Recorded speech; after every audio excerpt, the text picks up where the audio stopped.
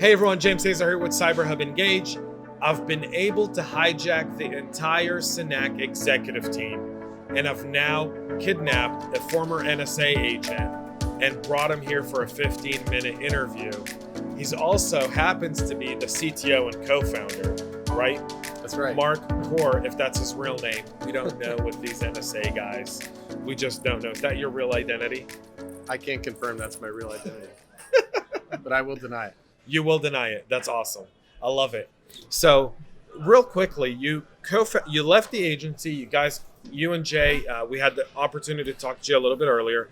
Co-founded Synack. What was the whole idea behind founding this company, and kind of what was its purpose and mission? Yeah, so the idea behind Synack is to bring a more realistic offensive testing style to the commercial sector.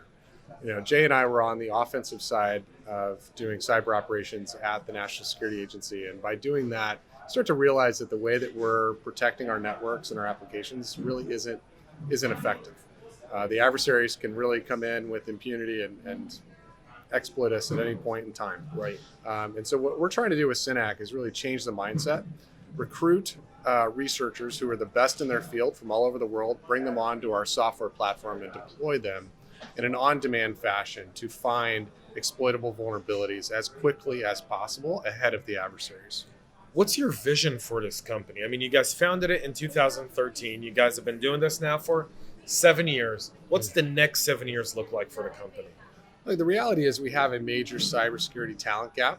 And so the opportunity for Synack is to really bridge that gap, recruit from the global workforce of talent, and bring them onto a software platform that allows them to share their skills with the world and extend the platform into other areas of security.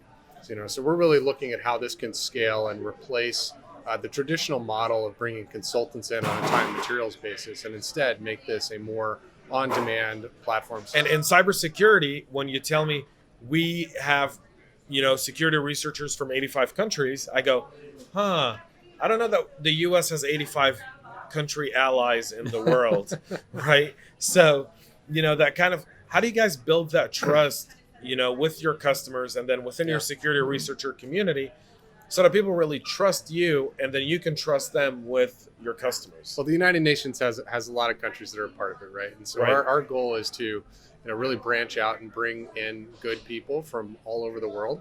And we believe that people are inherently good and they want to do a good job. They want to share their skills with the world. And this platform will allow them to make a living and support their families and hopefully grow in their careers as well. It's the concept behind kind of this company and your trajectory. I mean, you guys grew really fast. How do you feel like you guys overcame those obstacles to really achieve this level of growth? What was kind of your catalyst to success here? It sounds cliche, but it comes down to hard work and persistence. Recognizing what we're good at and what we're not good at, and being really introspective about the areas that we can improve upon. It's really important that you just continue to improve. You bring in talent to fill the gaps in your team, and you continue to grow in areas that need work. So one of your initiatives, we're in election season. In case you've missed any of the stuff going on, it's hard to miss. It's very hard to miss, Yeah. and one of the aspects is you guys have a really great initiative for local governments for this election season. Can you tell us a little bit about that, please? Yeah, our election security initiative is really focused on helping the states and local governments accelerate their cybersecurity practices. So what we've offered is pro bono security testing with our community, who allows us to deploy our community of cybersecurity researchers against election infrastructure, against voting systems and voter record applications. It allows us to help close external security gaps in the election infrastructure that would potentially be exposed to an adversary. The goal is to do this as quickly as possible and as far in advance of the election as possible. So thinking of that, it's open to any municipality anywhere in the 50 states. Yes. How do people, do you know how people can get in touch with you for this? Absolutely. They can go to our website and just hit contact us. It's real simple. Reach out to us and we will consult with you on the best way to secure your election infrastructure. And it's a free service. It's a free service. Yes. No. No. No hidden fees. No, like No. pay me now and give me a credit card on file. No hidden fees. We are excited to help the states secure their infrastructure. But the Department of Homeland Security does have funding to also help the states secure their infrastructure. Right, It has through approved- CISA. Yeah, through CISA, they've approved $400 million to help the states allocate, the right funds, very targeted on the election infrastructure, specifically the technical infrastructure that we rely upon to count votes and to receive votes from the populace. Very interesting. I was with the Fulton County Commissioner in Atlanta, Georgia.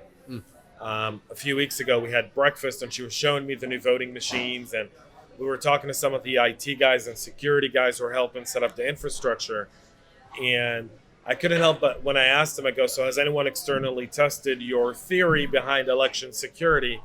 And the room kind of went, well, we're considering it. And I'm like, now I'm going to hook them up with you guys. That's a great idea. We'd love to take a look. I think that's the message of the Synack model, is really be the adversary, act like the adversary, try to do what they're going to do ahead of them doing. And so the idea here is that we can kick the tires and try to exploit vulnerabilities that may exist ahead of an adversary actually doing that to us. So while we're at the topic of election security, I've got a provocative question to ask you, because I've been interviewed multiple times on election security. I know you have as well. You said no hard questions. No, it's not a hard question. It's a provocative question. Is it feasible for someone to really hack our elections, hack our machines, and change results without raising 500 red flags in the process? Well, the good news about our election infrastructure is it's really disjointed, and there's not one machine in every 50 states. Right. It's there's a lot of different vendors. Counties use different things. Exactly. It's very diverse. So to carry out a large-scale technical attack that actually changed the vote would be very difficult. But any kind of attack that corrupts public trust and raises doubt is what we're really trying to avoid. And I think that's the whole idea behind kind of.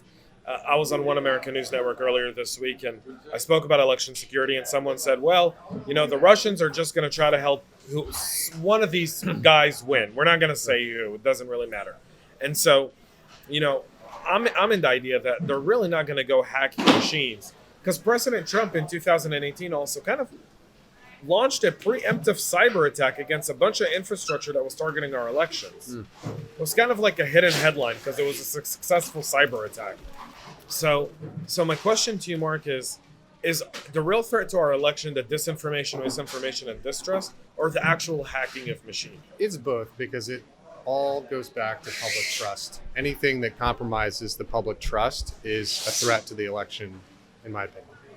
So it's very important to go after both. And do what we can to, make the public very confident that their vote counted and our system has integrity. And Synack is offering a free pen testing service. That's right. To pretty much any municipality in the U.S. Yep, for we're here to absolutely help. free. Go to your website. Go to Synack.com. I want to thank you for taking. I know you're really, really busy and you're about to head to the airport, and so.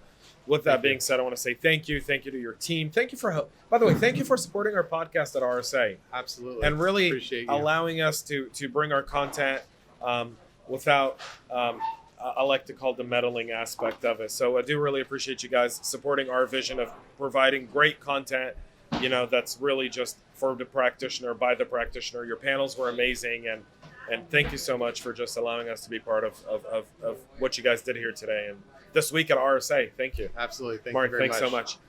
Guys, more about Synack you can find at the bottom of these videos and with the links we've got attached here.